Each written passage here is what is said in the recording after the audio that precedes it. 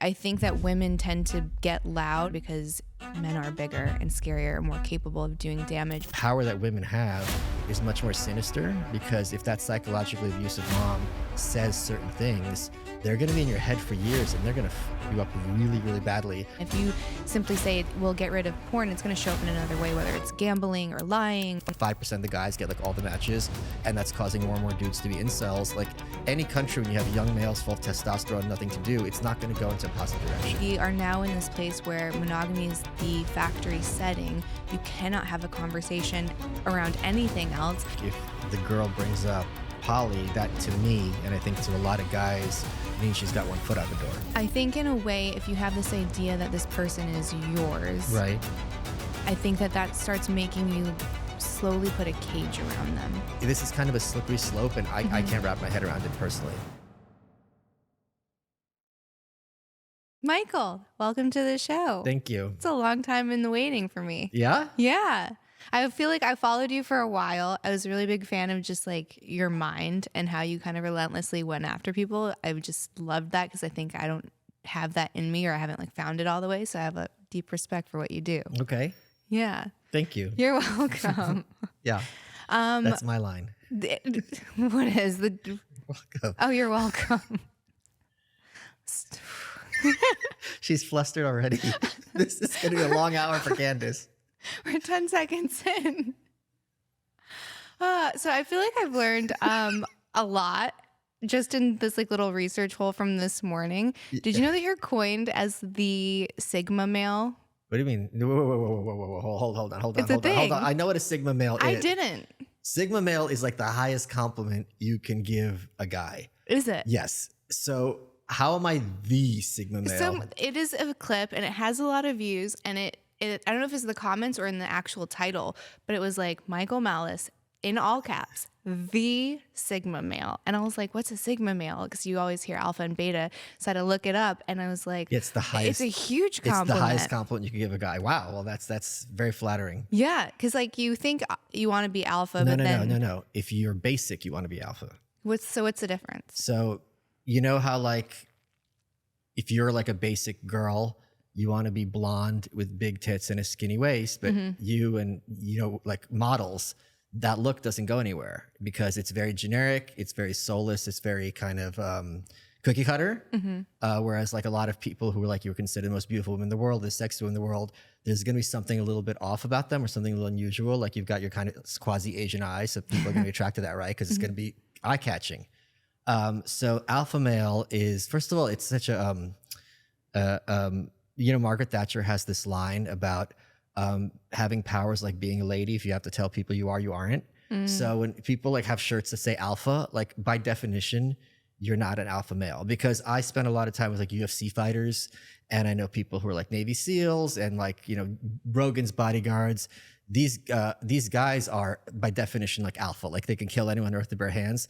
They're not walking around with shirts that say alpha. They're not posturing because they know their power, they know their strength, and it's like a German Shepherd. Like if you're friends with a German Shepherd, it's really, really fun. And then when that switch turns on, you're like, oh shit, like things just got very, very real. So they know how to turn it on, turn it off, because being alpha is having that sense of power and control, which means you don't always have to have a chip on your shoulder like someone who's insecure or beta, as our hero Jesse Lee Peterson would say.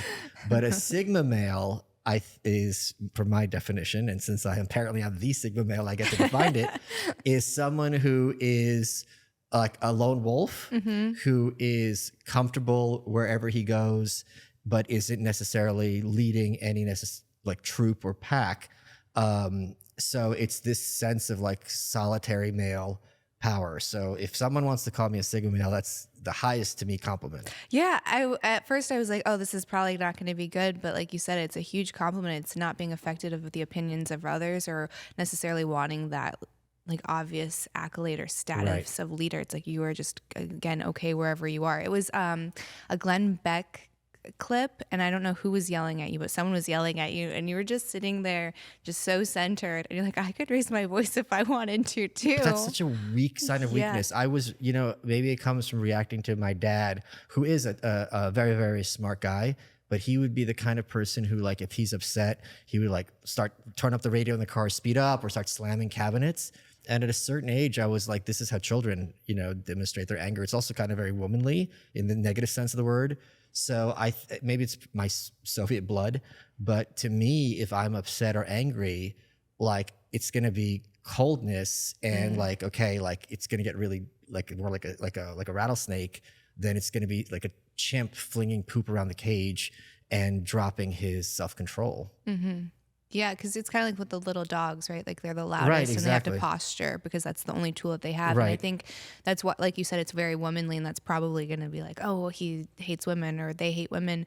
But I think that women tend to get loud and like they kind of flex, especially when they're arguing with a man, because men are bigger and scarier and more capable of doing damage. So that's the tools that we have in our toolbox. I can't actually like win with physicality, so I have to use this other thing. Yeah, but I think that's really incorrect, because if anyone listening just thinks about it, and if you have like two abusive parents, and one is a dad who's like physically, to a point, right? Obviously, if they're not breaking your legs, if a dad's like physically abusive, slaps you around once in a while, not to downplay that, or a mom who's psychologically abusive, like, which one would you rather have? Those bruises heal, the guy's a jerk, and you can move on.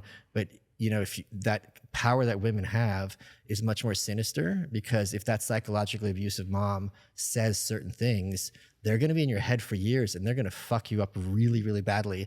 And it's a lot easier to heal from physical wounds than they are from mental wounds. So I don't agree that I know women go to the loudness, but I think they do have a technique which is psychological, and that is much scarier than I think what some just big dude just shoving you into a wall, again, which is not to downplay that. Yeah, I mean, assuming that the levels are there, but I think if you take a woman at her worst, and even like someone who's a master manipulator, like you're still not, well, maybe that's not true. I was going to say your life isn't at risk, which with a man, it's like it can very much be. Sure, but sure, that's fair. Yeah. So when it comes to like those archetypes, and I feel like they tend to be really overplayed, like you have to be this one thing, especially within relationship. And I get it a lot too, because people will, come at my husband and say like, obviously he's a beta, or he's a cuck, or he's like these things because he married me, right? So how could anyone who's secure do these things? But I don't understand that thinking. You don't? So it's like, you're his trophy. I don't get it. Well, some people would say what kind of trophy, right? Because there's this idea that if you're a woman that loses your virtue in any kind of way, you just lost all inherent value. So like, what trophy? I mean, I think that's kind of crazy, because if a woman is desired by people, there's clearly status to it, right? And indisputably. And if a woman has like, this is something I was looking forward to talking about, because we texted yesterday. When I grew up, like, my ultimate role model was Camille Paglia, who is like this very provocative thinker. And I think it was Rush Limbaugh who described her as she's being so crazy that even the other feminists think she's crazy. So she comes out of this very 60s kind of context. And her point was that so much of I'd say last 100 years, no, wait, that's completely wrong. I don't know where she would start it, but the point is a lot of Western civilization is designed to mask and denigrate the power of sexuality, especially female sexuality. And her first book, which I think was her PhD thesis, which or dissertation, became a huge bestseller, was called Sexual Personae. And it was art from like Nefertiti to Emily Dickinson. And her whole point is that, sexuality is something that humans have. She's very much a Freudian, which is where I part company with her. But human beings have to grapple with sexuality and the power of sexuality. And if you push it underground, it's not going to vanish. It's just going to come up often in quote unquote perverted ways. So true. But I think what you have is kind of what I was talking about. And so she really put on a pedestal like sex workers, including prostitutes, like porn stars and things like that, because her whole point is and again, I'm paraphrasing her, and I haven't read these specific points since the 90s. But her point is that, I can remember it, is that these women who embody female sexuality are like the acme of female power, because when you turn, I'm guessing Ava's a switch, right? And you can turn her on when you want to. But it's kind of like what I was talking about earlier with those MMA fighters. When you're hanging around with these guys, like, they love it when you bust their chops. It's not they know male banter. There's no possibility if I'm clowning one of these dudes, except for the ones who have a screw loose, and there's very few of them, that it's gonna get violent. That's not gonna, like, what's the worst? Maybe I'll get like put in a little hold, but they're not gonna actually start hitting me or getting crazy. Like, that's not a thing. But at the same time, if like someone comes into the house, like, I'm really glad they're there, because it's going to be resolved in seconds, because they're like, they have this capacity within them. And I think you and people like you, when you want to, sexuality is such an animal part of the brain that it's basically like you can make your hand almost like intangible and go in someone's head and start moving things around, and they're not going to know what to do with themselves, and you know how to do that. And I think when anyone has this kind of superpower, a lot of people, just like the X-Men, are like disturbed by it, because they also want to, this kind of speaks to like pickup artist theory, because I mentioned this in my book. Then you write like pickup artist theories, oh, it's ridiculous, this is absurd, this never works, and also it's so sinister and so effective that like it has to be banned. So you have these two contradictory things. So it's this kind of thing like, oh no, these women have no value, they've lost their virtue. But at the same time, it's like, she can, even if she can't take your guy, she could at least make him feel things he doesn't want to feel. So I think there's this kind of dichotomy that Westerners are a little uncomfortable with. Yeah, there's a lot of like opposing like truths that get pushed. So it's that it's super addictive, but then it also causes ED, and then you can't. So it's like you can't have both of those things at the same time, because then how are they consuming the entertainment? Well, rug burn. Yeah.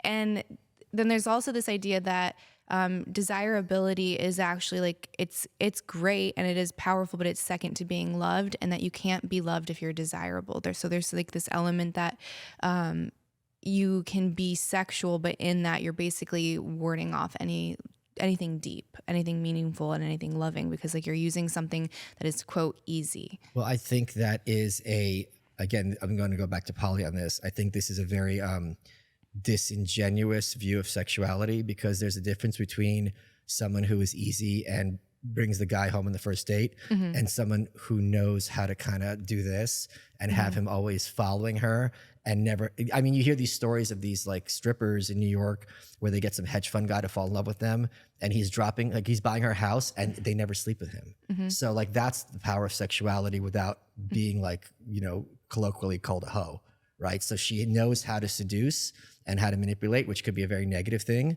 but she could also knows how to make her man feel loved and appreciated and like, being in the matrix.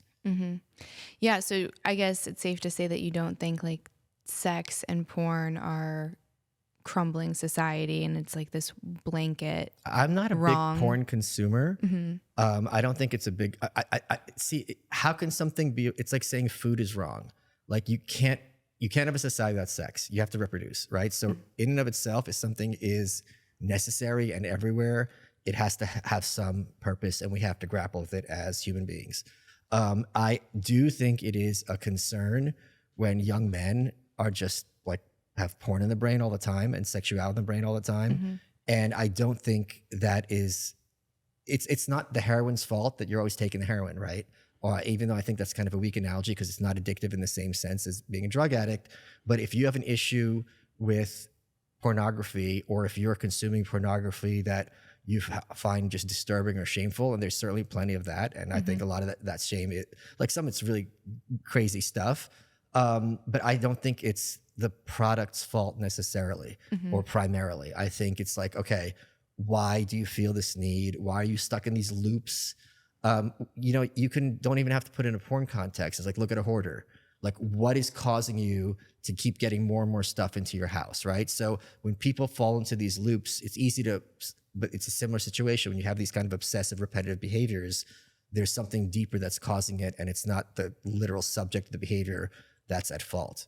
And I also, I'm sorry, there's one more thing. Yeah. Like you and I talked about, I also think it's kind of crazy to reduce all porn to like incest, or like putting a woman in a meat grinder, as opposed to like some kind of like titillating, like softer stuff. It's not the same. No, there's a wide variety. And I think we always focus on like the really dirty, bad thing because we want to make an example.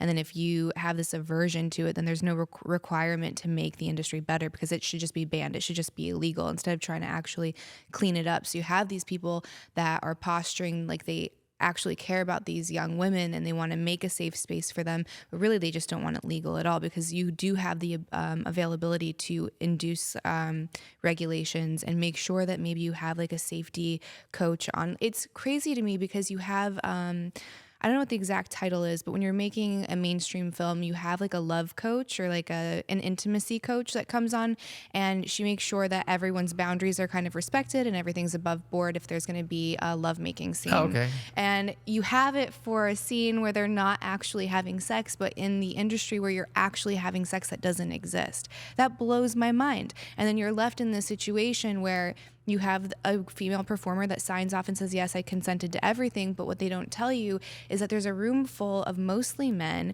and there can be a ton of pressure. It's monopolized. So if you piss off one company, I mean, like most of the good companies are monopolized, and then you don't really want to be working with like the small dodgy ones. So if you piss off one company, you're not going to work again. I mean, that happened to me like near the end of my careers. I pissed off one company and I was literally blacklisted for a very long time. So that's a real thing. So how can we trust that all of these consent forms are actually consenting? So instead of saying all of it is exploitive, it's not. It's like, how can we make it safer instead of just saying I have an aversion for it because I have it integrated in my sexuality, because I have all of this shame. So rather than look at the plank in my eye, I'm going to point out the splinter in yours. Do you actually want to create a safe industry, or do you just not like it? And there's also this kind of, people understand that banning alcohol didn't cause alcohol consumption to decrease. Banning guns certainly is another example of this. So I think when people say porn should be banned, they really mean porn should be consumed less or not at all. But these are not synonymous concepts. So if they want to say, let's have people consume less porn, which I have no problem with it. For sure. Well, Me too. What are the mechanisms? Like, what are the steps you're taking to doing that? Like, certain the dating apps have that kind of, distribution. I forgot there's a term for it, where it's like 5% of the guys get like all the matches, and that's causing more and more dudes to be incels. Like, any country, when you have young males full of testosterone, nothing to do, it's not going to go into a positive direction. You see this in the Middle East, you see this in, Japan, like all these other places. So that's like, but people don't want to ask those questions. Also, so much of our culture has become feminist and feministized that any concern with male issues is just denigrated out of hand, and it's just like men are not allowed to have problems, or you're supposed to sneer at men who have problems at the same time when they're supposed to be encouraged to express their feelings, only to be called the worst names in the book. So I think there's a lot there. I certainly don't have any answers at all, but this is, you can't pretend this isn't something. The other thing, there's a book I read many years ago by Wendy McElroy called XXX, A Woman's Right to Pornography. And the point she made, and this is the kind of thing where people just roll their eyes, but if you think about it for 5 seconds, that porn can be a tool for people in long-term relationships. Just give them ideas. Like, let's do some, like you saw this, I was really pleased to see this even like Modern Family, where they do this every year on their anniversary. They do this role play thing where they sit at a bar and the husband and wife each pretend they have just met and they're this different character, and the characters get crazier and crazier. And then they go back to one of their rooms, right? But that's like something fun and innocent. Yeah. But it's like, after a while, if you're sleeping with the same person, you're gonna know each other's bodies. It's going to become a chore. So porn could be a mechanism for people to keep those monogamous relationships going. I agree so much, and I've said something similar, and I was just on Alex Stein's show, and he's like, well, how many relationships have you ruined? How many marriages have you ruined? I go, 0? I said it was something very close to 0. I tried to word it in a way that wasn't so like duh, but I was like, well, where's personal accountability in here? And it's just like you were saying, this is a symptom of something much deeper, and if you simply say, well, get rid of porn, it's going to show up in another way, whether it's gambling or lying, or I don't know what you're going to do on your time to like fill that compulsion, but there's a deeper rooted issue here. And the thing is you don't want to look at it because you don't want that risk of it, maybe the relationship not working. So like, let's just blame this one thing because it's easy, and it's very easy to get behind because most people don't support the idea of pornography or open sex or anything atypical. There's very little space in our culture and in relationships for people to talk about sexual needs and desires. Like, hey, let's try this, let's try that. There's all this fear of judgment. Like, what if we break up and then she or he starts saying that I like this or that? I've never even thought of that. Yeah. So like, people are scared to ask for what they want, thinking they're going to be judged. So I think it's just important for any kind of like healthy sexual relationship to be like, hey, I may not be into it, but like, let me hear it, So, and I think, Polly, again, going back to her, because she's like basically the person I get my views on sexuality from, she always talks about how so much of, our view of sexuality are skewed to accommodating what I now call awfuls, affluent white female liberals. And this kind of like, I'm going to have a slut walk, but how dare you look at my boobs? You know, like I'm a lady. And it's just like, you can't really, this is such an insincerity to it. Like, yes, you can dress however you want, but own your sexuality instead of pretending it's something to be ashamed of, or that the man should be ashamed for finding your, you know, half naked body desirable. So I think there's this kind of, weird thing where you're not, with these certain like feminist types, like first of all, a lot of them are going to be closet freaks, right? And so they're in and of themselves, which is proven. Yeah, uncomfortable with their own kind of weirder sexuality. But then the guy, we live in a space, just broadly speaking, where men will receive pushback for advocating for their own desires and interests. Mm-hmm. Like it's selfish in a way. Yeah, and it's also like, what's wrong with you? Blah blah blah. Mm-hmm. No, it's sometimes you just got to choke a bitch, right? And you know what? Surprisingly, a lot of women do like that, but they don't want to ask for it. Yeah, and then there's like what pressure, but it's weird. Pressure's here, just not here. It's weird how uncomfortable, even with long-term relationships, that people can't have around pleasure and sex and what they want. And then you have these women. I'm reading this book right now, and it's called Come As You Are. I don't know if you've heard of it. It's like it's really big in like the female sexuality space, and it's this. I think she's a professor and also maybe a clinical practitioner. And she's talking about these women that are in their 50s that don't even know their anatomy. They've never experienced orgasm, but they have all of these kids. And there's still, and people will push on this and say that this isn't true, but like there's still so much stigma about the idea of a woman being able to have a good experience, right? Like if it's not for her husband, if it's not for kids, then we don't really talk about it. And they're like, well, what about all the OnlyFans? I think that's an exception. I think still most women are very uncomfortable in their sexuality. And then in reading this book, there's like all of these layers, like these subtle layers that are definitely built in that are creating this, like the slut shaming and all of that. It's also very much gate kept by other women. Yes. It's not the men who are doing the slut shaming off. It's like, I'm sure your comments, and I have other people, friends of mine who are like, are professional, good looking or sexual. And it's the women who are the first to be, just tell them how disgusting and horrifying they are and they should kill themselves. Right, because I don't know if I believe the theory, isn't it? It's like it's raising the basement. So it's saying like this is now the requirement to get a mate. So if I'm out there and I'm being more liberal with my sex, then you have to be more liberal if you want a partner. Okay, otherwise you can't compete. But I feel like that's silly because there's this idea that anyone that's in my previous profession or anyone that's in any atypical relationship, it's that they're not in control of their sexuality and that they're kind of chaotic and they're just going to consume whatever is in front of them and that they're not practicing discipline. And just because you're not monogamous doesn't mean you're not disciplined. It also doesn't mean that you're not devoted to whoever you're with. There's so many different kinds of relationships. And there's this other book that I've been reading. It's called The Way We Never Were. And I actually almost threw it away because I was reading the back. Yes. Have you? Yes. You read it? It talks about how the nuclear family is still a myth. Yeah. Right. And it's debunking so much, but I was like, this is going to be super woke. I don't know why I got it. And it's so good. It is very factual. It drives me crazy, that book. The book does drive me crazy. It drives me crazy when I talk to conservatives how the nuclear family is this like Hollywood invention from the 50s. And if you want to look at history, it's the extended family. And they say it's the same thing. It's not the same thing at all. The nuclear family is mom, dad, 2 kids, and a dog, and in the house. Mm-hmm. And it's a very dangerous thing because if mom or dad are drunk, abusive, there's nowhere to go. Or if you have the extended family, uncles around, cousins around, grandmas around, there's always someone for a backup. And that's really a much better approach. Grandma watches the kids instead of putting them in a government school or having some caretaker who you never know who this person is going to be, what's going to happen on their eye. So I am a fan of the conservative idea of let's look at what looked historically, but their idea of the nuclear family being the historical basis is completely a myth. And the extended family is the way to go. Right. And I was doing this homework assignment. It was on logical fallacies, which was really fun. And that was one of the top 10 was reverting back to the way things always have been, or saying like historically, this has been what is true tradition. And that you can't look at that because that is constantly evolving. So like traditional in what way, like which decade are we kind of talking about?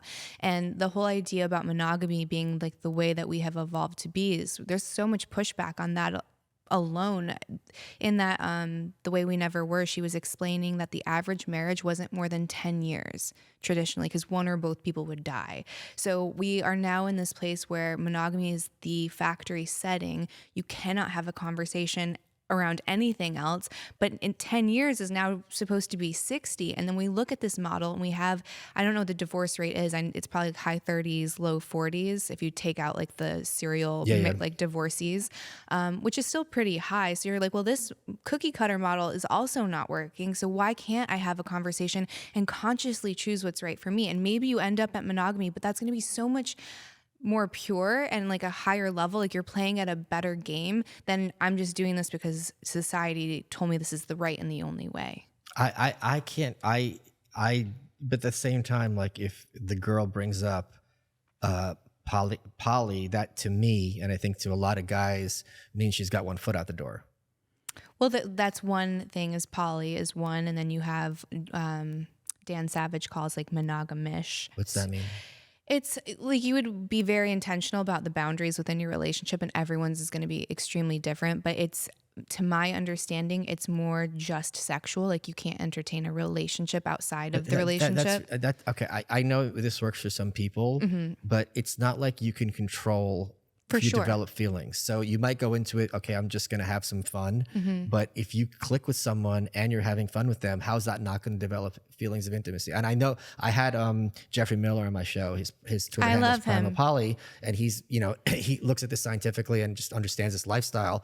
And a lot of things he was saying, and I don't judge, but it just was alien to how I'm wired. Because he says it's very common in this space when people hook up with somebody, they get that like some kind of attraction, like and you have to understand it's not real, and you have to stick to your primary. And I'm like, this just seems like a lot of math and also like it's also kind of insincere, because like if you're going to go down this road that it's okay to sleep with other people, why isn't it okay to have romantically intimate with other people? Because I have friends that I love, like ride or die, but it's not just one. And I'm never gonna have to choose between one or the other. So this is kind of a slippery slope, and I can't wrap my head around it personally. I think it comes down to like availability and complexity. So you have to take a snapshot of your life and what do you want for your future. So there's this thing that Jamie Wheel talks about. Do you know Jamie Wheel?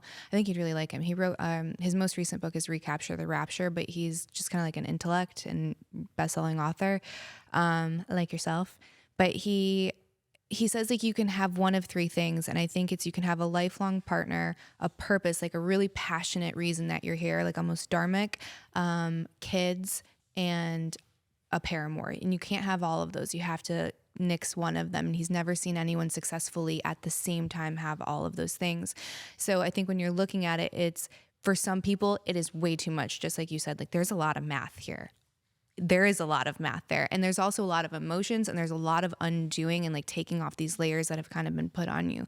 So if you don't want to do that, I get it. But I guess it just goes back to getting down to first principles of like, why do you want to be monogamous? And so many people do that out of like a possessive way and not a healthy way. So it's not to get people to break the system by any means. It's just like examine it a little bit so that you can consciously make that choice. Okay. You know what I mean? Not really. No? I'm all for property rights. So I think possessiveness is a good thing. I think in a way, if you have this idea that this person is yours, right? I think that starts making you slowly put a cage around them. And they're going to do what they're going to do. I think it's like a false sense of security and safety and commitment. It's if you aren't allowed to go out to the bar with your friends past a certain time. Well, that's very different. Well, okay, that is possessive because that's my person. If you're my person, no, but you still trust them. If you would, for some people, yeah. So what would you call the other thing? Well, I paranoia. That's if I have a car, right? It's my car. And you're my friend, and you're in Austin, and you're like, hey, can I borrow this car? I'm fine with you borrowing. I'm not going to sit there wondering, is she going to, repaint it or scratch it up or something like that. So if in my view, your partner, and you do have that intimate connection to the point where you have this sense of possessiveness, you'd also know if they're like going to be cheating on you, that's on them. That shows that kind of is kind of tautological, because they're not the person that you fell in love with. Because if they're comfortable doing that to you just for the sake of some sense of pleasure or short-term, sexuality, it's just like, well, this isn't who I kind of want to own. Yeah, I agree with that. So that's why I think when you have like these really restrictive, and I guess they're more just jealousy tendencies, Yeah. it's pointless to me because again, they're going to do what they want. And Esther Perel talks about like the transformation of the word monogamy, how it used to mean one person, that's it until we die. And then somehow it's kind of gone into one person at a time. And she's like, Yeah, serial monogamy, yeah. yeah, so which isn't like the true version of it. And then most people, she says like monogamy only exists in reality because there's no monogamy in your past because you have previous lovers, assuming, and there's no monogamy in your fantasies because everyone fantasizes a little bit. So we also have this warped idea of what that means. And we have this idea of monogamy. And then what happens is you have some people that are really devoted and they actually practice it. They're very faithful. But then you have other people that end up, they're monogamous, but then they're cheating. So then there's this alternative, which is consensual non-monogamy. So it's like, for some reason, I feel like it's better to cheat and not get caught than to have the conversation of having an alternative relationship. It's kind of game theory. Yeah. But it's not consensual if you don't know what you're consenting to, right? Do you know what I mean? It's just like if you can't, again, maybe I'm just too vanilla. I don't see how you can guarantee to your partner that you're not going to catch feels. Like I just feel like that's kind of insincere. Well, I think it's a choice. Even with monogamy, it's a choice. So it's sticking with your commitment to that person because most people, if you have an affair, it's someone that you work with because you're seeing this person day in, day out. And, you know, you see them probably more than you see your husband or wife. And that is within a closed container and it still happens. And you still said it's you until I die, but it's happening even without the allowance. So I think in a weird way, a lot of people that are in alternative relationships, they have made that devotion and that commitment to that one person. It's like, regardless, you're my person, whatever else happens is inconsequential. And ironic. But you don't know that. No, but if you do look at some of the numbers, so Ayla ran this poll because people automatically assume that relationships just kind of implode if you introduce anything other than one person at one time. No, but what I'm saying is you don't know that it's inconsequential. You don't know that if you spend an afternoon with someone, you can't guarantee it's not going to matter. No, I'm not saying that I can guarantee it, but I'm saying like if you were to look at large groups of people that are doing this. So what I'm saying is it's almost like more provocative and alluring because it's forbidden and you don't know how to handle it. And then there's also not that kind of neural pathway to talk to your partner about what happens if something like that were to occur because it's so emotionally driven. Whereas if you have someone that's in an alternative relationship, they've had that conversation several times at nauseum. So if something does happen with that, that's outside of the bounds, they're a lot more comfortable to kind of resolve the issue, where the other one is like, I'm taking the kids, you have a second house, or I will never see you again. It's like a lot more erratic. So if the affair happens, I think that it's a bigger deal within the monogamous container because, again, like you're not prepped for it. And I think it's easier for someone in an atypical relationship to make sure that it doesn't get to someplace that's not supposed to get. Sure. By the way, the reason I was laughing is while we were talking, was reminded of the most embarrassing moment of my life. Oh no, tell me. You'll have to I'll tell you after the air just to fuck with the audience.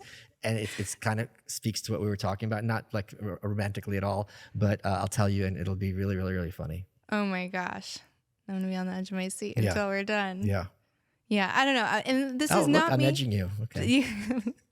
You know what? That's in the Come As You Are book too. And there's this thing. Have you ever heard of extended orgasm? Well, I mean, I can figure out what it is. What do you mean? So you can get a woman to have an orgasm for about an hour long. It's a real thing. Like real thing. I've experienced it.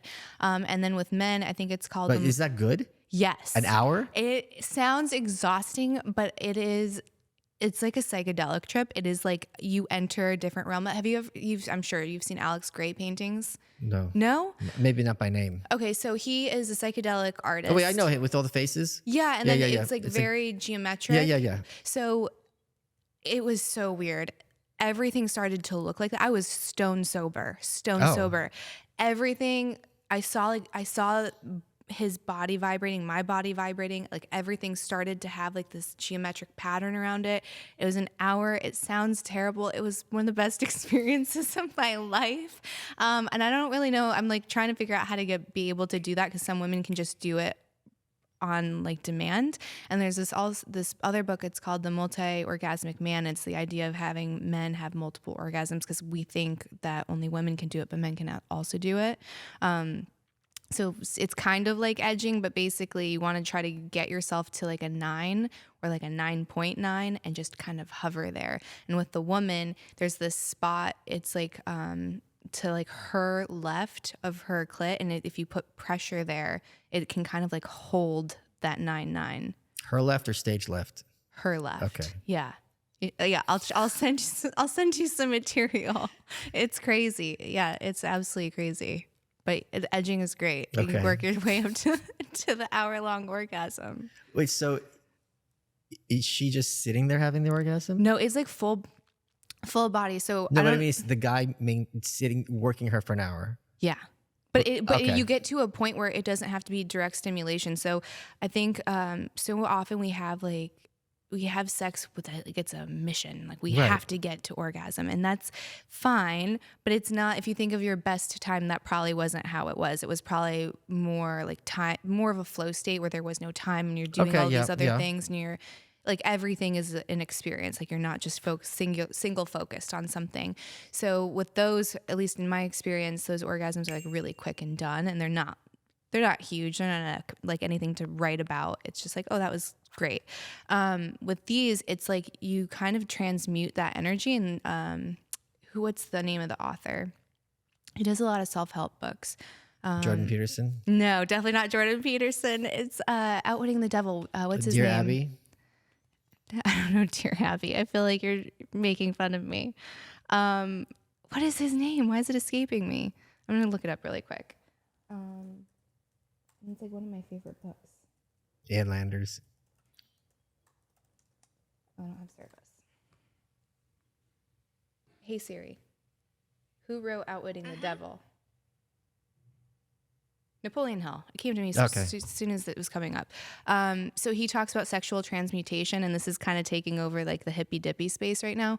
But it kind of circles back into porn and the problem with like men over consuming porn. So there's this idea that sexual energy is a very powerful creative force, and it kind of starts in your root chakra. So if you can take that energy and build it up, then you can either use it to work, have inventions, create, like use it very productively.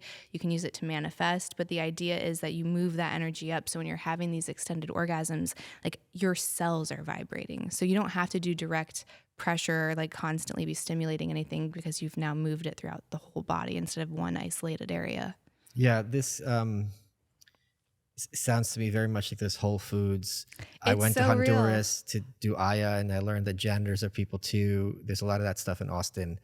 Cold plunges, we're crushing it at work kind of space. And it's not my world at all. Mm-hmm.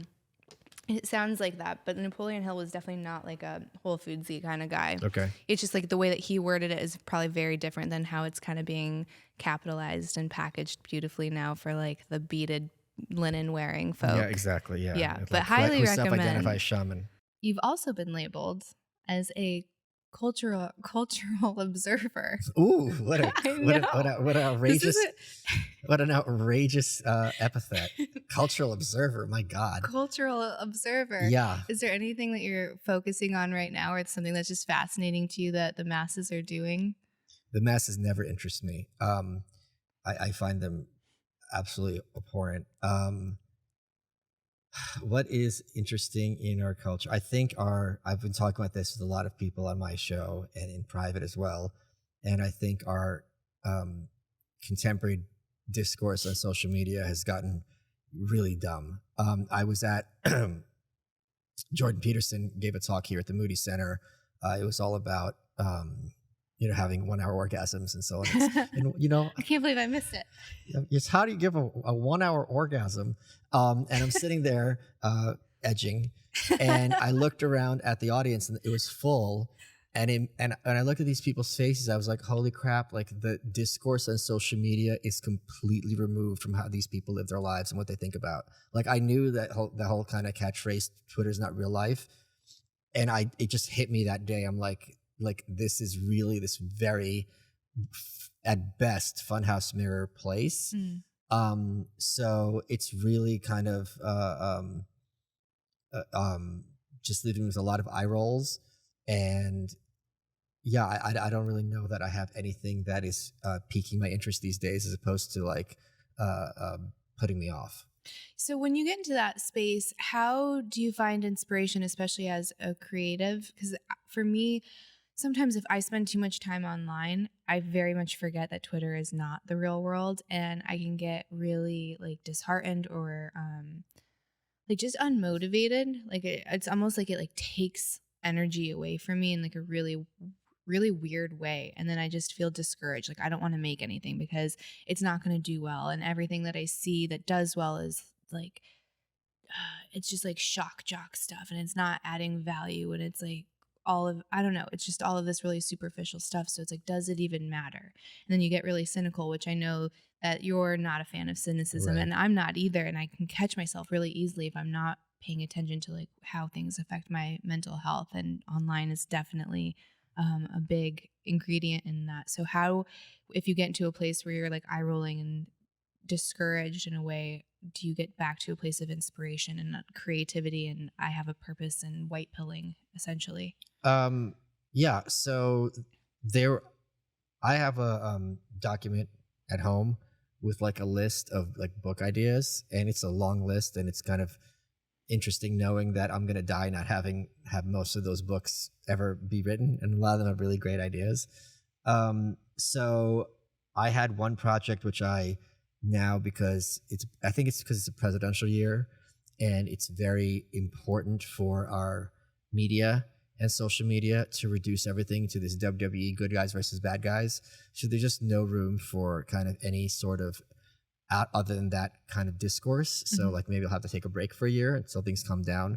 Although I'm very curious to see what's going to happen as a result of November in terms of the losing side, and how they're going to take it. Because I mean, it's who knows what's going to happen. Anyway, so there was a project, and my gray hair is showing here. There was a project I was working on when I was trying to get my foot in the door as an author. It was a script I wrote in like 2003, 4. And now I'm going to be making that into a graphic novel. I'm going to be doing crowdsourcing, which shouldn't be too hard, although maybe I'll be eating my words. And I remembered it's what I really enjoy is helping. One of the great things about being older is that you can help young people avoid the mistakes you made. Because when you are young and bright, you're also inexperienced, right? So you might have a lot of knowledge and a lot of wisdom, but you're not going to have a lot of experience. So you're not going to know what this means or that means. It's just something you learn with time. Mhm. So again, like young people understand this all the time. Older people are like, at least you can learn from my mistakes. So there was a like a lecture I used to give for like young socially awkward men about how not to be so young and socially awkward. And just like, because I remembered very vividly when I graduated college, I wasn't concerned about being smart enough or being hardworking. I knew I couldn't speak corporate. I knew that when I'm in an office, they're going to have this language where people say one thing and mean the other, and I would have no capacity for being able to kind of sift through the double talk, and it was going to be deleterious to my well-being in my career. So this is a whole talk I used to give, and like the audience would love it because they knew all about what the Fed is and how the Fed is bad, but they didn't know how to work a room. They didn't know how to pass as normie, or how normies communicate with this kind of two-faced, when someone's not interested, they're not going to say I'm not interested. They're going to, use the other cues. So I thought, okay, I can flip that into a book as well. So there's things that, it's really easy for me to be inspired because I just think the world is such an amazing and interesting place. And I guess it speaks to that stigma thing, because I'm not looking for any of my books to be, eat, pray, love, right? Mhm. I don't want that. I would rather have my smaller, more cultivated audience, as long as I can pay my rent, eat dinner wherever I want, whenever I want, take a trip once in a while, and not feel weird if I drop $100 on a crazy plant, then my life is, and if I take my girl out to a nice restaurant, I don't have to worry about the bill. I'm pretty much set. You know what I mean? So I think that's a really low bar to have a successful life, in terms of it's really pretty easy to meet that. Mhm. Do you think that like anyone is capable of doing that? Like No. anyone is no. No, not at all. So what kind of traits would you, and I think that's a really honest answer, and I appreciate that, because I think a lot of people in this help space, it's like you can do anyone can do anything. That's Anyone can be a ridiculous. leader. Anyone can be an No, entrepreneur. that's true. You what about like being like highly risk averse? Because there's that too. And Well, there's no you can get over it. stability. You think anyone can get over that? Yeah. Okay. It's just that you have to just bite the bullet. Right? Maybe, yeah. I think some people, I think if you're going to be a successful entrepreneur, there's some kind of risk taking. Correct. It's not, that, yeah, like, you have to. kind of you get excited about. Like, you're not like, oh my God, I'm going to throw up every time I try to start my Right. dream, basically. So I guess, how do you set yourself up to a position where you, like, you know, you're not going to succeed or thrive in a corporate setting. You're green. You have a lot of ideas, but you don't know exactly like where your calling is. Like, what are like the basics that you would have to be able to like start working on being self-sufficient and being able to do that? Well, I had a lot of foresight, I think. So when I went to college, I knew the only point of me going to college is to get a credential. Mm-hmm. Like, that's all that matters here. If I want to learn, there's books, right? So Bucknell, where I went to, had a business program, and I knew that business program was going to open a lot of doors for me.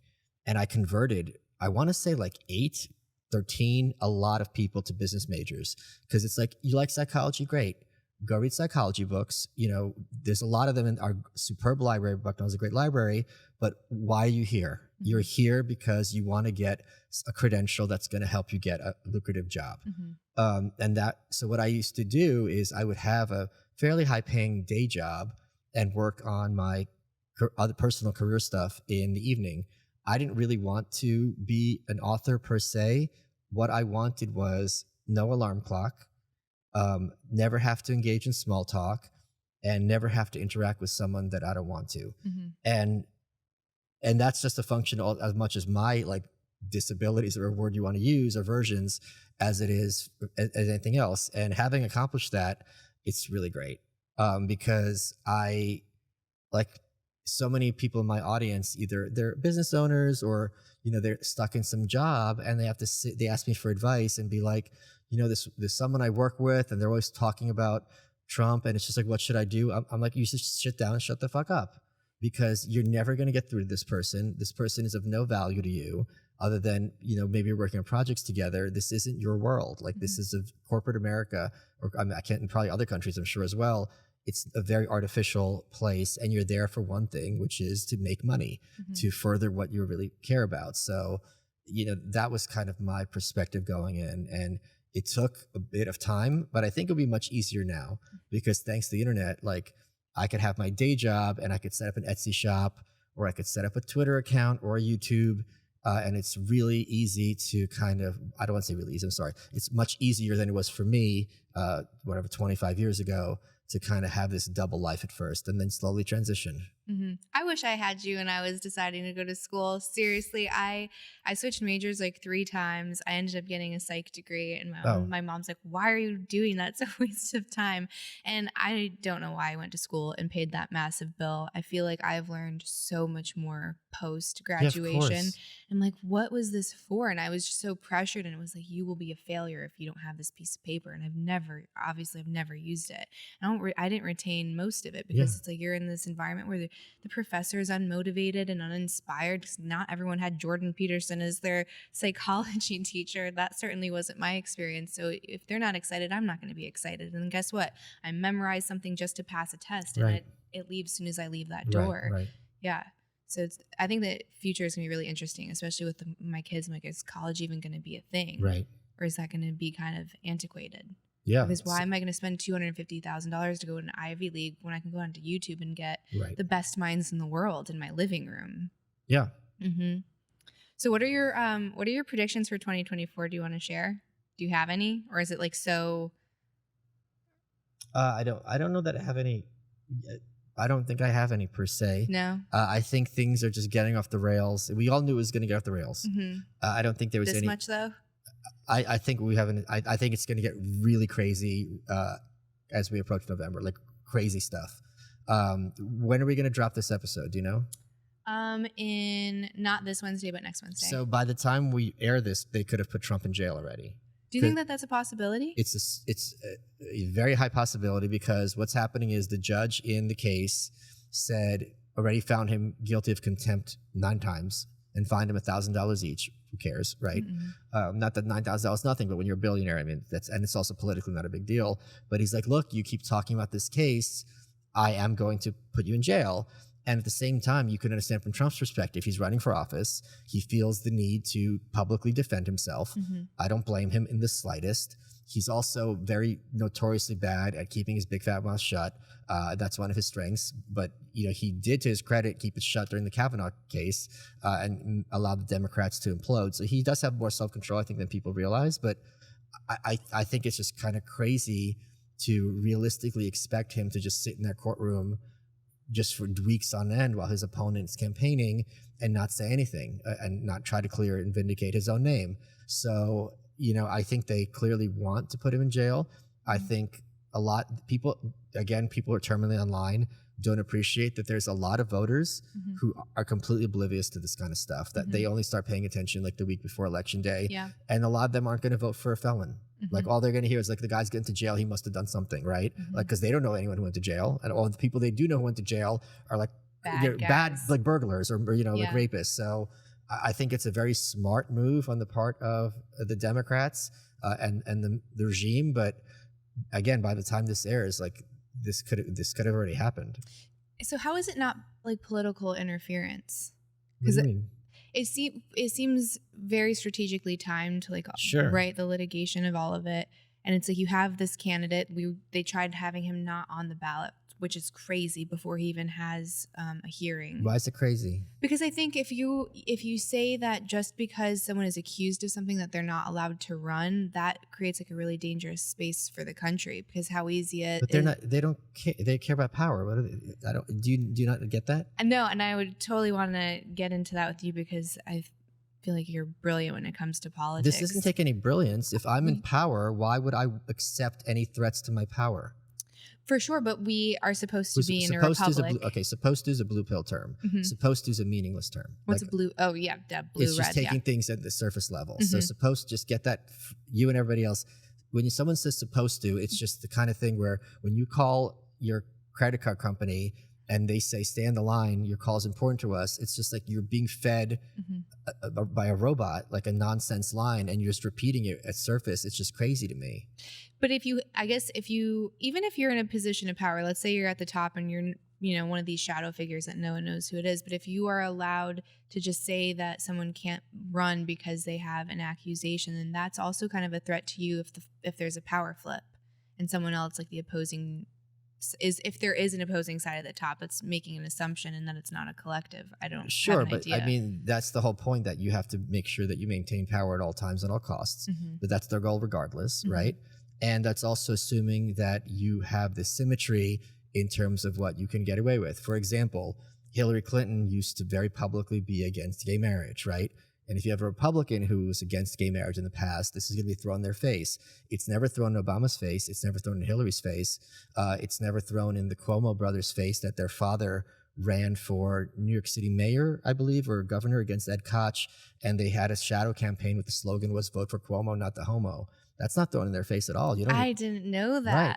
You would think that they would bring this up, right? But they don't, because there's an asymmetry in terms of how different parties are held account for certain different things. So again, I don't think here's the thing, here's how you know they're doing the right thing for them strategically. Not one of those Democrats who try to pull this move on Trump is going to have any consequences for what they did. Whereas if a Republican tried to do this with a Democrat, you don't know necessarily that would be the case, right? So I guess, is an election kind of an illusion? Yes, yeah, of course. And how long do you think that has been the case? Like, do you think that they were ever real? They're always. He's like, oh, listen here, sweet child. Not in those words. Okay, in those words. Okay, let's talk about the Constitution, right? Okay. We had something in place called the Articles of Confederation, right? And the argument people say, just like the whole thing with the nuclear family, there's this whole mythology of the Constitution that's completely ahistorical. The argument is the Constitution is great because it keeps the government from growing too fast. It binds the government, right? But we all learned in high school that before the Constitution, there was an Articles of Confederation. And the Articles of Confederation worked so well that the federal government could barely do anything. So the Articles of Confederation worked like the Constitution is supposed to have worked. The Constitution, which has now given us the biggest government that's ever existed, right? So what happens is they have a Constitutional Convention in Philadelphia in secret. They're sworn to secrecy. And they're like, okay, they were there to amend the Articles of Confederation. They're like, you know what? They closed the door. They're like, we're throwing this in the trash, right? They have this new Constitution. Every single one of those states already had a duly elected government of representatives. They knew they couldn't get it through with those duly elected representatives, so they just had referendums, and they just had new people to vote. So the whole point is democracy isn't about the will of the people, which never makes sense and is not coherent anyway. Democracy is about finding a justification for doing what you wanted to do anyway. And you see this in Obamacare, for example. They passed it through both houses. Scott Brown won the election in Massachusetts to be a Republican senator, so they lost supermajority.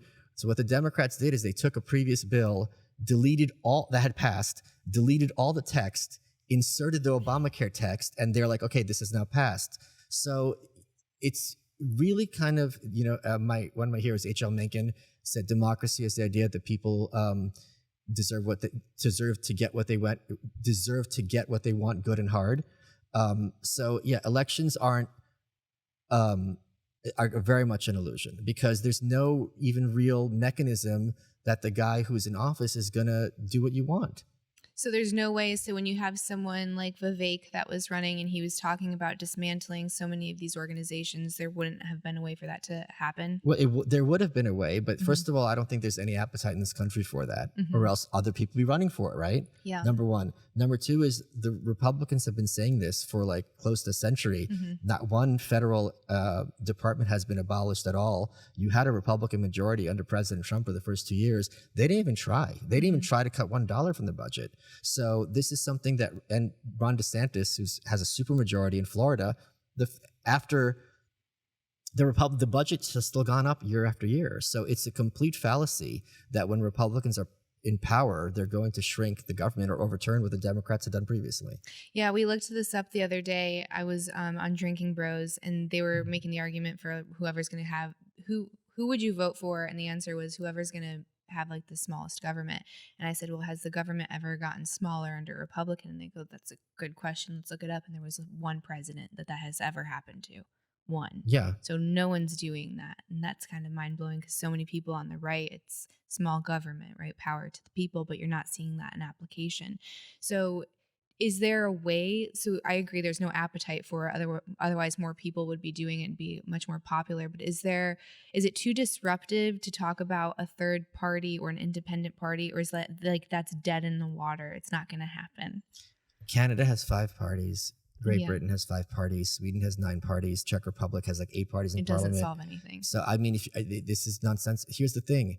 First of all, people need to get this through their heads that despite this kind of like conservative propaganda, this is not a country where a majority of people want freedom. Okay? We saw this during COVID. If this was a country where people had freedom as their highest value, even like a significant block of the population, they could not have gotten away with half of the bullshit that they got away with, regardless of whether you think it was appropriate or not.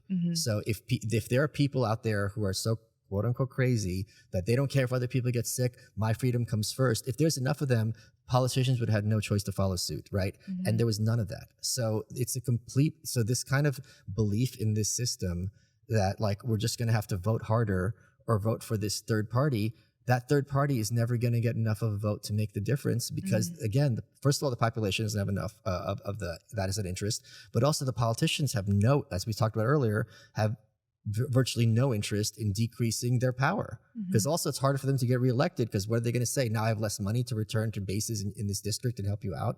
So it's really kind of a system that is designed to only go in one direction. Yeah, so libertarianism is just... But there's no libertarian majority in this country, and there's not even even if there were, there's so many roadblocks to make sure that can't really be effectively implemented. And the same with the independent party. So because RFK is polling high, but I still think So let's suppose tomorrow RFK becomes president, Mhm. right? You have 51 Democrats in the Senate. You have 217, as of right now, Republicans in the House. How many of them are going to vote for any kind of significant budget cuts, right? And even if there are budget cuts, it's still going to get us to like last year. Like the budget is growing at such a high rate that there's no kind of space to cut it to anything close to what people regard as small government. Mhm. So you talk about national divorce. You coined that, correct? No, I don't think I coined You it, did but I coin it? started the whole conversation, with that article. Okay, so we if we were to do that, is it kind of like Europe? We look like Europe. Each state kind of has all of its own rights. It's like the ultimate states' rights, and there is no. Well, Europe is moving in the other direction. They all have share currency, so you certainly wouldn't. Wouldn't you need shared currency or no? No, No? it's a divorce. How would you have shared currency? Kind of like how you still have the borders, so you have like how you would have Spain, England, France, etc. But you would. But still they don't have borders. They have the Schengen Agreement, which means I can go from Spain to France without having to show my passport. That's Like once true. you're in there, you Yeah. have free motion. So yeah, there's like once Texas becomes independent again, you're not coming here from California. It's not happening. So do you think that's the first step? Is that Texas secedes, and then everyone else is like, "Oh, this is a possibility." I for don't me? know what would be what would pop it off. Mhm. It's the kind of thing where you don't see it coming ahead of time. Yeah. So I don't know what that would look like, but I do think it was the kind of thing that would escalate very quickly. So. But the thing is, it's not gonna happen this year, Uh-huh. because everyone in politics now sees it's as good as versus evil. So we have to beat the other guy. So everyone's really committed to this election. So I think the talk of national divorce will only bubble up again come after November. Yeah. Because right now, like literally, like 90% of people, or 100% of people that care about who are like political animals, like we can't let this other guy win. Because the world will end. Yeah, the world done. Yeah, Same trope. yeah. So if you were to redo a constitution, I guess the question is, would you pick one and just kind of make edits, or you're starting over entirely? There's no. I guess the Constitution. You There's are no- making a document to run a now sovereign country. No document can bind the hands of lawyers. The lawyer's entire job is to say, you see here it says no law shall be made. Well, they don't really mean low law. They mean no law of this kind. Like we're told explicitly that the most important kind of speech under the First Amendment to be protected is political speech. Yet that was the first kind of speech that was made a felony under John Adams, our second president. The ink under the Constitution wasn't even dry, and they were locking up journalists for criticizing the government. So that's another kind of, ahistorical myth that like the First Amendment is primarily about free speech. There's no asterisk. It says free speech, shall not be abridged. But you have 200 years of people being like, well, you can't mail novels that are obscene. It just come in complete contravention of the First Amendment. So there's nothing you can put in writing that's going to bind the power of a class of people who are intent on furthering their power, because they're the ones who would be binding themselves. So then what maintains peace and a cohesive community? Guns and a culture of people who are interested in being strong assets to their communities. And I think you see a lot of that to some extent in America in different pockets. So do you think, so I learned that I had no idea what anarchy was. I've learned that in trying to just prep for this episode. I think I thought what most people think of, which is Mad Max, crazy, tons of violence, chaos, no order whatsoever. We have that now. Right. Not Mad Max, but certainly like 2020 showed that the government can be perfectly happy with mass violence and will incarcerate the people who, like Kyle Rittenhouse, who are doing their noble duty to prevent it. Yeah. And I learned that it's actually like a collective, everyone's getting along, but it's, I guess, by volunteer and willingness and not through power and force. And the idea that there isn't a hierarchy, but isn't That you're Is going to that have some true? hierarchy. Yes. Okay, because everything that I've seen, they make a point to say no hierarchy, and I was like, I That's don't not think possible. that's possible. Right. That's the like anarcho-communist version, which Okay. I think is completely impossible Me because too. even animals have something called a pecking order. That's where the term Right. comes from. So in any situation, naturally a hierarchy will emerge. Mm-hmm. And even if you have the town hall, which is the most kind of pure example of democracy, someone is still picking on people to talk, someone is setting the terms of debate, someone has the timer. That is an elite. So even there, you're going to have some kind of hierarchy. It's going to be someone's hall. Someone's going to be maintaining it. They're going to have more power over others. And if there's no voting, though, like who's to say who's at the top? Because Well, isn't that just going to turn into violence? well, who's at the top on the show? Of the show? Yeah. You, definitely. No, it's Chatting with Candice. It's your show, right? You invited me here. You could tell me to F off if you want to. So it's your this is your domain. Yes. And we can talk about what you want to talk about or not talk about what you don't want to talk about, right? It's your house. Mm-hmm. So whoever's domicile it is going to have control over that. So it's a private society where whoever's property is or location is going to have jurisdiction. So there's still private property. It's all private, yeah. Okay. Yeah, because there's a ton of different versions, and then some of them were like, there is private property, there isn't private property. Yeah, the black flag comes in many colors. Yeah, but the whole thing about this tragedy of the commons is this kind of thing where like, yeah, you should be able to, smoke crack in the library because it's public property. And I don't think that is a coherent or sustainable approach.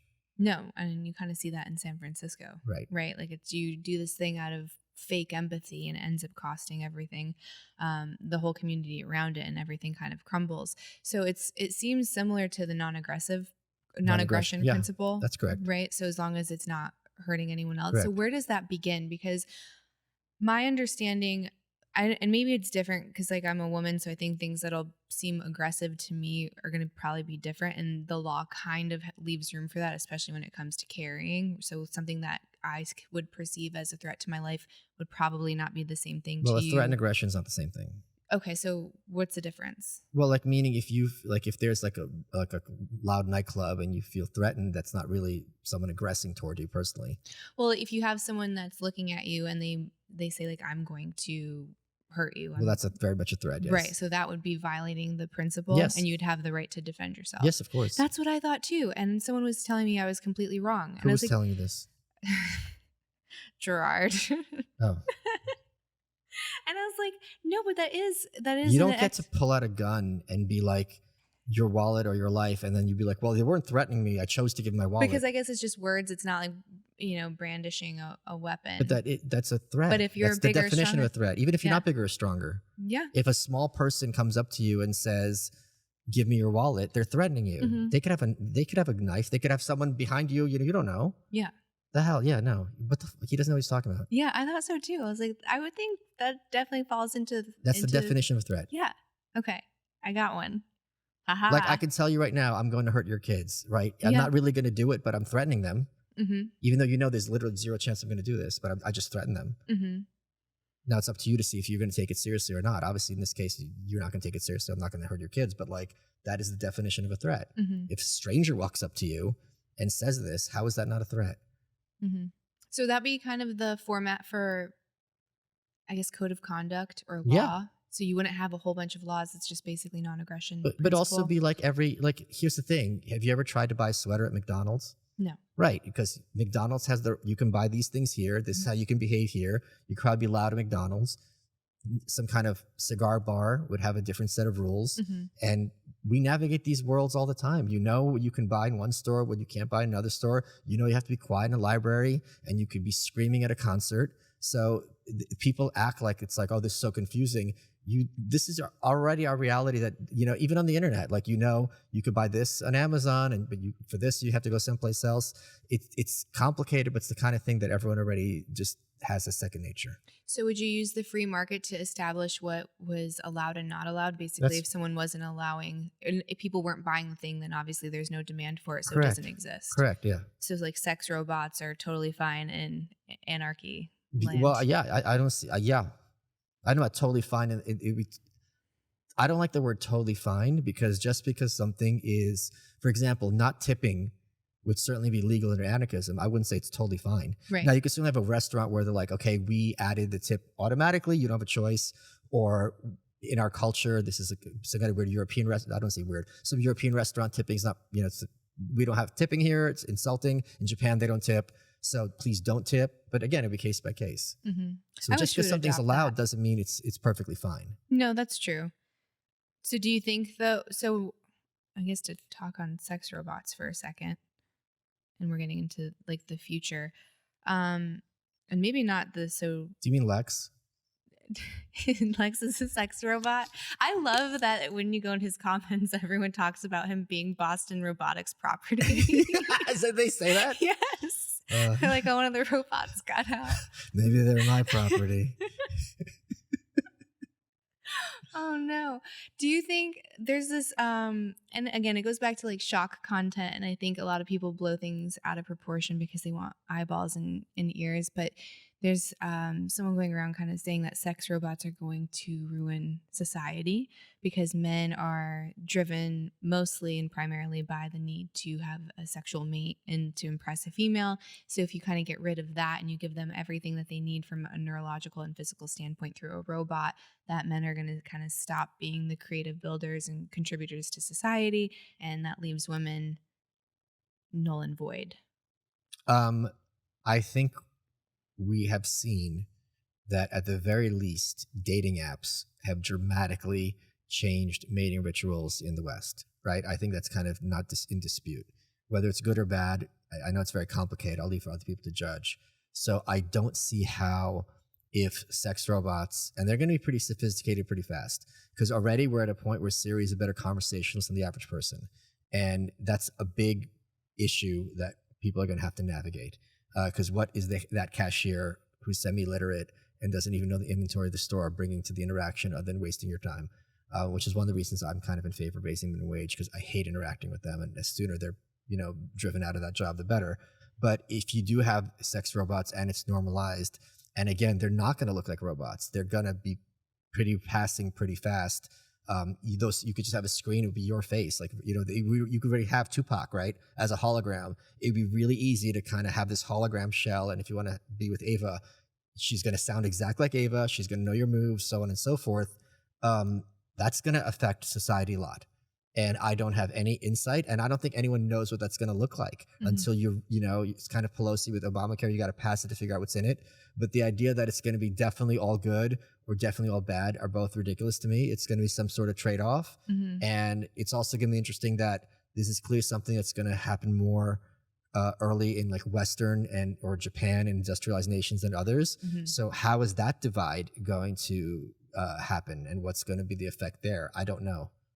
But it's going to be something, and not a minor thing. Yeah, I also wonder the availability, because I imagine they're going to be they're going to be expensive and inaccessible. But so like are iPhones. TVs, yeah. Yeah, and then within a few years, they're going to be pretty accessible. They're going to be discreet. You can mail them to your house. But I think very quickly, you're seeing this in Japan right now, there is going to be this subculture of like, this relationship is legitimate. She understands me better than, there's going to be some of this kind of misogyny. She's going to understand me better than any female who doesn't care about my feelings anyway. It's not going to be entirely false to say that. So like, she's going to only care. I don't know. It's going to be, it's going to happen faster than people think. I think within 10 years, this is going to be like a given, don't you? I think there's definitely going to be a market for it. Absolutely. But I think like anything else, because it goes into the same argument with AI, and they say like AI is going to replace the e-girl, basically, like they're coming for your jobs, watch out. And then podcasters, there are companies reaching out to really big podcasters that have like over 1,000 episodes, saying we can basically, with ChatGPT and this clone kind of voice cloning, you don't even have to podcast anymore. You can type in a subject and no one will know the difference eventually. And even if the technology gets to a place where it's indistinguishable from the original human thing, I think it's like anything else where you have people that want the cheap, easy, like fast fashion, and that's probably most people. But then there's other people that really appreciate craftsmanship and connection and knowing that something's real. So you would have some way of verifying like this was made by humans or this is a real human on the other side. And there will be some small group of people that are willing to pay the upcharge for that. Sure. So it'd be like the cars. luxury way of living. Yeah. Exactly. Yeah. So I don't know. I think that's when especially it gets dicey when you talk about human connection, because that I think is so unknown. Like there's so many unknown Right. elements of why that's so important. So we have, well, at least in my feed, I see a ton with like artificial wombs coming up.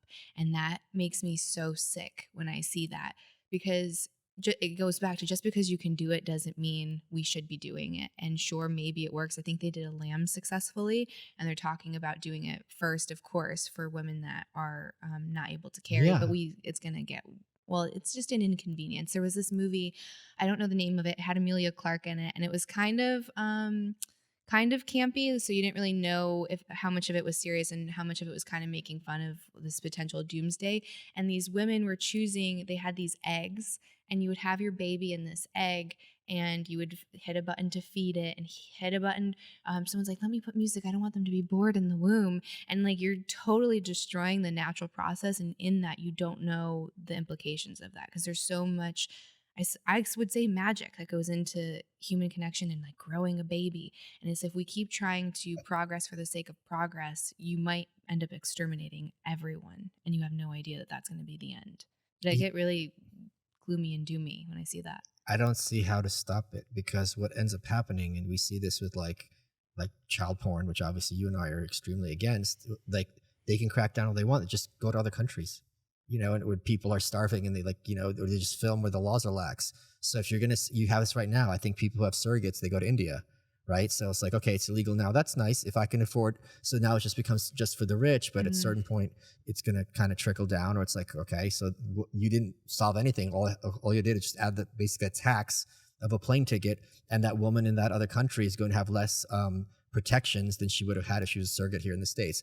I'm not saying that means surrogacy should be legal. I'm just saying this idea, like we talked about earlier, was saying, well, something shouldn't happen. Well, that's a nice word, shouldn't, but like, how do you actually again, we're at a point where we can't even stop the production of pornography involving infants. So when people talk about shouldn't, they're having wishful thinking. It's like, we need to grapple in a world where we have a lot less control over our environment than we think we do. And that's something that's very hard for people to accept, because so much of the media is about like, we could do anything we put our minds to it. And it's a complete lie. Like we can't even stop, murders from happening, and all this other horrific stuff, child abuse. So I think, rather than, you can fight it tooth or nail, but you need to think things through. Okay, what happens if that tooth and nail fight doesn't work? What is that going to look like? Yeah, and I guess the answer is just education and just trying to like bring awareness to people that, again, there is no free lunch. So all of these things is very much a trade-off. Even with the AI and mentioning like child pornography and child abuse content, because the technology has gotten so good now, we have people that work in trying to like find these predators, like both online and in person, and they're telling us that the technology is so good that they now can't tell what is an actual child versus what is AI, and then it makes it really hard to find the original content, makes it really hard to find someone that's watching the illegal content, and it's putting all of these kids at a greater risk. And here it's because we've progressed in the technological space, and that's, man, is that disheartening. It's like, yeah, you think that this thing is going to be a helpful tool, and it's actually working against you in so many ways. And I get so annoyed because there's people that are saying, well, you should allow the AI content because then it would actually help kids. And that's bullshit. It's not true. And if you talk to any professional on the other side, it's not true at all. It's actually making it a lot more dangerous for kids. It's like, what do you do? And I don't know who was talking about this theory. It's not necessarily shutting it down, but I guess it's the idea of racing towards the end of whatever the end goal of progress. So the end goal of like figuring out AI first, or figuring out like, these wombs first, and then basically making a hard left and then shutting it down so that you kind of like outrun the competition in a weird way. But then you have to hope that the person that's steering that ship or that car has the moral integrity to do so and doesn't get captured by the power and like, I did this thing first. Yeah, and also that means there's just an opportunity for somebody else to step in. So like, I don't see any way around this. So with that, how do you stay optimistic or hopeful? Well, I think maybe this again goes back to the Poglia thing. I think there's this view in America that evil doesn't really happen, or it's kind of a cosmic accident. Like if you look at nature is based on eating babies, right? Like I'm a cat, I'm going to have 13 kittens.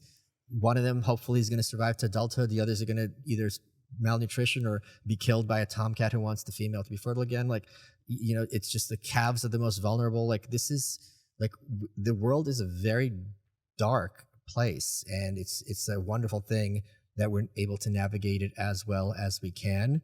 But I think the more, and again, saccharin and like June Cleaver and smiley veneer we put on it, the more dishonest that is, and then the less we are prepared to deal with things that are truly evil and horrific. So I think this kind of speaks to that blue-pilled perspective, because corporate America's whole job is to make you feel that everything's fine, and if there are problems, we're on top of it.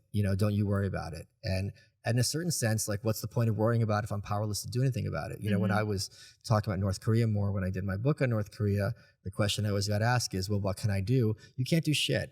You're an American. This is a country that's a prison. You can at least, not regard these people as a punchline, but on a personal level, there's virtually almost nothing you can do to, help this population.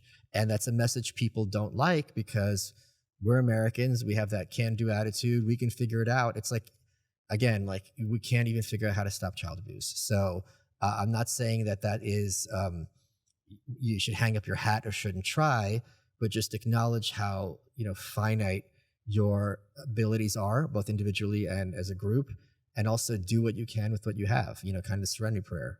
Mm-hmm. Yeah, I mean, that's true, because you see all that stuff and you just want to help. And what I think that I don't know, been waking up to recently is I had this kind of naive idea that when we went to war, or we really got involved in other countries, it was because we really wanted to do good, and we wanted to help people, and we wanted to right wrongs. And I think there's probably some truth to that. I don't want to say like there's not, because I know that there's good people that is why they are signing up and serving. But there's this invisible hand in the back that has a completely different agenda, because there's atrocities happening in other countries that just don't benefit us politically, because they're already captured by China or India, and that's their land and their progress, I guess. So it's like, well, why help them? Because there's no financial benefit on the end and on the back end. And that's like, whoa, that gives you a lot of perspective on a lot, because I was like really vocal about and I still am. Like, I'm not a geopolitical analyst. I have no idea. I just I know when I see something that is evil, and then there's tying into that, there's this gaslighting that evil doesn't exist anymore, right? And you see that in a lot of media and the movies that are being made. It's kind of trying to teach us that nothing is evil. You just need to know their backstory, and then you would know why they're doing these things. And that's kind of irrelevant. This thing that you just did right now in the present was evil, and that's not okay. And I do think that we have to stand up to that. But I do question like pumping in billions and billions of dollars into other countries, and you have to look at like, well, why are we picking that country and not another? Right. And I wouldn't have asked that before. I would have just said, of course. Oh, that's good. Okay. Yeah. It's good that you're asking. I think a lot more people are asking that also. It's hard because like you want to believe that like we're objectively the good guy and that there is never an alternative motive, and that's not true for everybody. Yeah, especially people in power. Mm-hmm.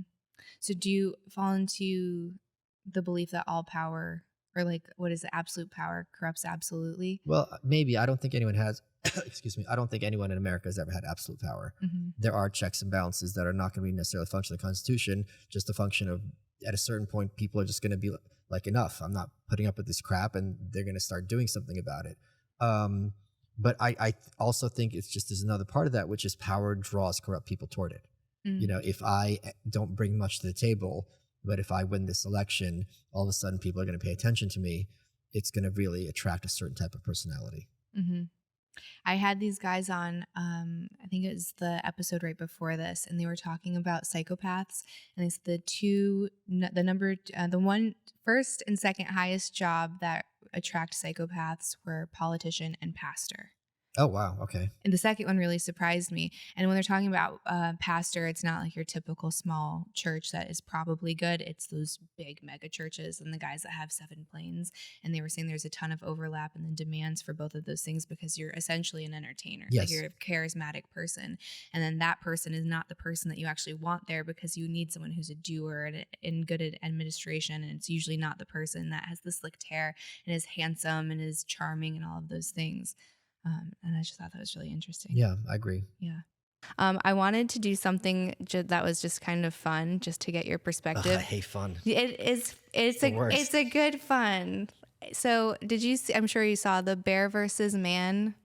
Did you not see that? Okay, so there's this trend going around, and it just riles me up so much because it's so wait, stupid. was this the one where you asked women would they rather be in the woods with a bear with a man? They say bear. Yes. I mean, this is why I don't believe women should have the right to vote. Do you think that they really mean it? They really are picking the bear, or they're just saying that because I don't. They're trying to prove a point. You know better than me. You tell me. I would never pick bear. Right, but so that's I not don't know. I mean, I think a lot of, like I was saying earlier about her I think a lot of our social political discourse is stupid, and I think this is probably just a glib, like, well, anything's better than a man, and it's just like, because at the same time, it's a stupid question deserves a stupid answer. It's not a real question. You know what I mean? It's like, would you rather, have cancer, or, when people are like, oh, it's,